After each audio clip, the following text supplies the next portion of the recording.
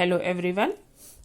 जैसा कि हम गिरधर की कुंडलियां पार्ट 1 में डिसाइड कर चुके थे कि हम लोग यहाँ तक पढ़े, पहली कुंडली तक। अब पार्ट 2 में हम कुंडली नंबर 2, 3 और 4 के बारे में जानकारी लेते हैं। बच्चों देखो, दूसरी कुंडली में गिरधर जी ने हमको बताया है कि कोई सा भी काम करने से पहले आपको उसकी प्लानिंग करना बहुत जरूरी है। किसी भी काम को अगर आप प्लान करके करते हो तो उसका रिजल्ट हमेशा अच्छा आता है। अभी अगर आप किसी काम को बगैर प्लान करे, बगैर सोचे समझे, बस अभी मन आया और कर दिया, ऐसा अगर आप किसी भी काम को करोगे तो उसका रिजल्ट जो है वो आपको हमेशा परेशान करेगा। आपको परेशान कैसे करेगा आप रिजल्ट? देखिए, आपने बिना सोचे समझे काम कर दिया तो ये तो तय है कि उसका रिजल्ट ठीक नहीं होगा। अब काम तो हो गया हबड़ तबड़ में, बिना सोचे विचारे। अब जब हमने उसका रिजल्ट देखा, रिजल्ट हमें भी अच्छा नहीं लगा, समाज में भी किसी को अच्छा नहीं लगा, तो लोगों ने हमारे बारे में बातें बनाना शुरू करा हमारी पीठ के पीछे। घूमते उड़ते बातों को हमने भी सुन लिया, बातें हमारे तक भी पहुंच गई, तो हमें दुख हुआ। और दुख इतना हुआ कि उस टेंशन में खाना पीना छूट गया, नींद उड़ गई, भूख प्यास चली गई, टेंशन होने लगा, किसी चीज में मन ना लगे, बात करने का दिल ना होए। मतलब हमारी लाइफ जो है वो आइसोलेशन में चली जाती है जब हम अपने ही बारे में, अपने फ्रेंड्स से, अपने रिश्तेदारों से, अपने समाज से, अपने ही विषय में जब बुराई सुनते हैं तब हमको दुख लगता है। और इसका रीजन क्या था? बिना सोचे समझे काम को करना। तो हमारा रिजल्ट हाथ में क्या आता है, नतीजा क्या निकलता है इस दोहे का, कि सोच समझ के ही काम करना है, उसी का महत्व होता है। अगले दोहे में राइटर हमको बताते हैं कि मनुष्य जो है वो स्वार्थी होता है। मनुष्य स्वार्थी होता है। सारे व्यक्ति जो हैं इस दुनिया में, जो भी रिलेशन है, जो भी काम है, उसमें कहीं ना कहीं हमारा खुद का स्वार्थ जुड़ा हुआ होता है। अपना स्वार्थ सिद्ध करने के लिए ही हम लोग काम कर रहे होते हैं। हमारे जितने भी कार्य होते हैं, उन कार्यों की दिशा में जो प्रयास होता है, उन सब में हमारी अपनी ही स्वार्थ सिद्धि होती है। तो राइटर कहता है कि स्वार्थी होकर के काम नहीं करना है। अगर आप स्वार्थी होकर के काम करोगे तो आपका वैसा ही इमेज बन जाएगा। अब दूसरी बात यहाँ पे वो ये बताते हैं कि सब लोग पैसे के मित्र होते हैं।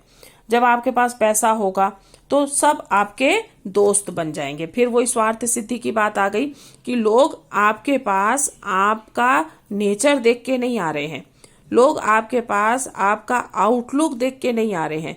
लोग आपके पास क्या देख के आ रहे हैं? अपना स्वार्थ सिद्ध करने का इरादा रख के, आपका पैसा, आपकी पावर देख के आपके पास आ रहे हैं।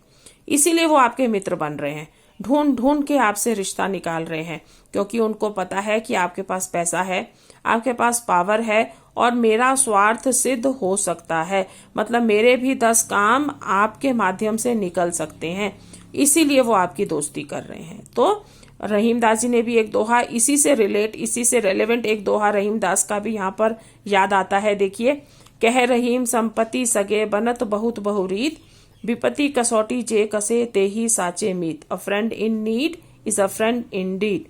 यहाँ पर ये स्लोगन भी हमारा काम करता है कि जो मुसीबत में, इससे थोड़ा सा अलग है ये, यहाँ पर ये बताया है कि लोग जो हैं वो स्वार्थ सिद्ध करने के लिए हमारी दोस्ती, हमसे दोस्ती करते हैं, हमारे पैसे को, हमारे पावर को अपने लिए इस्तेमाल करने के लिए हमसे दोस्ती करते हैं। तो रहीमदास जी यहाँ पर कहते हैं कि ऐसे लोगों से सावधान रहिए। विपत्ति कसौटी जे कसे, मुसीबत में जो तुम्हारे साथ आए वो ही तुम्हारा सच्चा मित्र होगा, ये ध्यान रखना है। अब लास्ट दोहे में गिरधर जी ने हमको ये बताया है कि दौलत का वर्णन किया है। देखिए, दौलत है, पैसा, मतलब पैसा है, सम्मान है। जैसे ही मनुष्य के पास पैसा आता है, दौलत आती है, तो सबसे पहले मनुष्य में क्या आ जाता है? अभिमान आ जाता है। परंतु गिरधर जी यहाँ पर कहते हैं कि दौलत आने का अभिमान कभी मत करो, क्योंकि दौलत को उन्होंने अतिथि बताया, मेहमान। मेहमान हमारे घर आते हैं, थोड़ी देर रहते हैं, सुबह से लेकर शाम तक रहेंगे एट दी मोस्ट, फिर तो चले ही जाते हैं। तो पैसा भी अगर आपने अभिमान किया तो पैसा तो जाना ही जाना है। लक्ष्मी तो चंचल है, आप सब जानते हैं, आज एक के पास कल दूसरे के पास। तो राइटर यहाँ पर हमको जो समझाना चाहते हैं वो क्या है कि बजाय दौलत कमाने के आप नाम कमाओ, name, fame and good wishes कमाओ। अगर आपने गुड विशेस को कमा लिया, अगर आपने गुड विल को कमा लिया, तो आपके पास सबसे ज्यादा जो आ जाएगा वो ब्लेसिंग्स हो जाएंगी। और ब्लेसिंग्स तो लाइफ लॉन्ग काम करती हैं बेटा। तो दौलत का अभिमान कभी नहीं करना चाहिए, क्योंकि दौलत जो है वो किसी एक व्यक्ति के पास टिकती नहीं है, और दौलत आते ही व्यक्ति का असली रूप भी दिखाई देने लग जाता है। आशा करती हूँ आपको गिरधर की ये कुंडलियां समझ आई होंगी बेटा। एक बार आप इनको खुद से भी पढ़ लीजिएगा, मीनिंग्स आपके पास लिखे ही हुए हैं। Okay then, thanks for today.